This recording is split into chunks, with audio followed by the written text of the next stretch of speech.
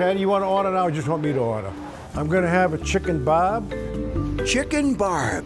You might be forgiven for expecting some sort of barbecue dish, but then you must not be from Lawrence or Methuen, like Bob Eldred. Chicken barb. Yeah, it's a chicken barb. It's not a barbecue at all. The ingredients couldn't be more basic. Braised chicken, crisp iceberg lettuce, and a generous dollop of mayonnaise on a bun. I call it simple perfection. You know, everything works together, simple ingredients for a simple sandwich, but delicious.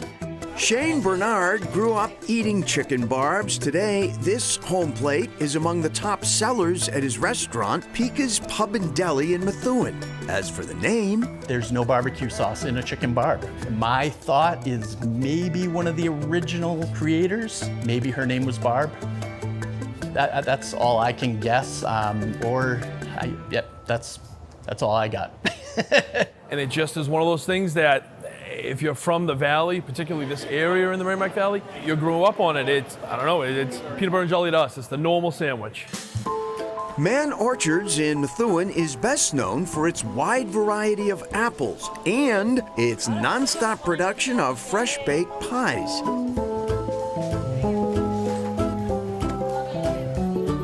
"15 years ago, Mann Orchards introduced a lunch menu, and one item has dominated ever since. Since day one, Chicken Bob has been the #1 selling item. And we rotate the menu every month. Chicken Bob has never left. We have customers, Monday through Friday we make lunches, Monday through Friday they eat a Chicken Bob. Such devotion to a simple chicken and mayo sandwich sometimes baffles Fitzgerald. When Mann Orchards ran a special on chicken barbs, they flew out by the hundreds. I think 430 was the best day we had with them. For a boiled pulled chicken sandwich, people can't get enough. We're okay with that. Different area code, different cult sandwich. Blade meat sandwiches. They're very good. Blade meat sandwiches have carved their way into the heart of southeastern Mass. It's really well known everywhere you go in this area. Everyone knows what a blade meat sandwich is. At the Meat Bar Marketplace in North Attleboro, Neilio Vaz has his hands full keeping up with the demand for blade meat, a Portuguese specialty. So we do about 30, 40 sandwiches on a day, and then once it runs out, we're done.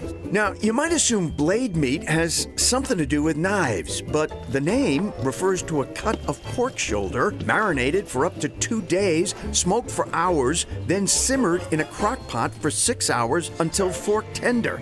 A laborious process likely lost on its ravenous fans. Honestly, I can't tell you what's in it. I just know it's good, and I know this is the best one there is right here. Jim Slammon's blade meat sandwich can't even make it out of the store before it's demolished. They're very big sandwiches. They're bulky. They're very filling. And they're yummy, yummy. You gotta get one. Debbie Heidke is surprised to learn that blade meat is virtually unknown north of Route 495. Very surprised because we've all heard of blade meat sandwiches. Up for a drive? Let's top off our blade meat sandwiches with another regional specialty, the Joe Frogger of Marblehead. It's a very popular cookie in this town. It's very addicting. We make, I want to say, 3 to 4 dozens a day. Here you go, guys. Nice and hot right out of the oven. At Louisa Capasso's Muffin Shop, these spiced molasses and rum cookies are baked fresh every day, each stamped with the shop's logo. The origins of this Marblehead treat tracing back to the town's maritime origins. It's incredible because our town was founded on the ocean, and we owe our heritage to the sea. Donald Dolliber's family goes back to Marblehead's earliest days. Fittingly, he's town historian. And those Joe Froggers were carried by our sailors who went out to the Grand Banks.